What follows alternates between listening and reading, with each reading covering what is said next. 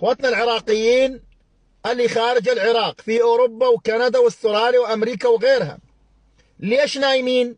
ليش نايم اخوتك يعذبون في سجن الوحود اللي هو ابشع من صيد نايب مرات عديده، اعدامات؟ بعد ما دمروا بلدهم، دمروا الجيش، دمروا الاقتصاد، دمروا البنى التحتية، زرعوا الطائفية بين الشعب السوري، حاليا جايين يردون يثيرون الفتنة بين الشعب العراقي بحجة والله انه السنة بالعراق مضطهدين وكلهم بالسجون، والشيعة كلهم حاطين رجل على رجل وكلهم اغنياء ومليارديرات.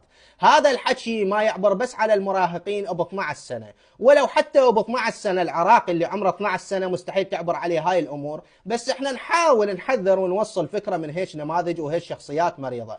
يا شباب، هذول الناس اللي يحاولون يوصلوا لكم فكرة انه السنة بالعراق مضطهدين والشيعة مرتاحين، هذول ناس يردون يثيرون الفتنة ويردون يعتاشون من عندها، يعيشون على هاي الفتنة بالتهريب، بالأسلحة، بغيره بغيره. فاللي صاير بسوريا لا تتوقعون حاليا وضع الأحلام، لا تتوقعون ان هي دولة متطورة ومرتاحين نفسيا، لا يا حبيبي. دولة عصابات، دولة مرتزقة، دولة ناس متعددين الجنسيات جايين حتى يسيطرون على الوضع بسوريا. فاحذروا يا شباب من هيك شخصيات. والسنة والشيعة وكل الطوائف العراقية والأكراد على راسي من فوق، احنا ما يفرقنا هيك ناس، مستحيل هيش ناس راح يقدرون يفرقونا. وبالسلامة أغاتي، وتحياتي لكل عراقي على راسي من فوق.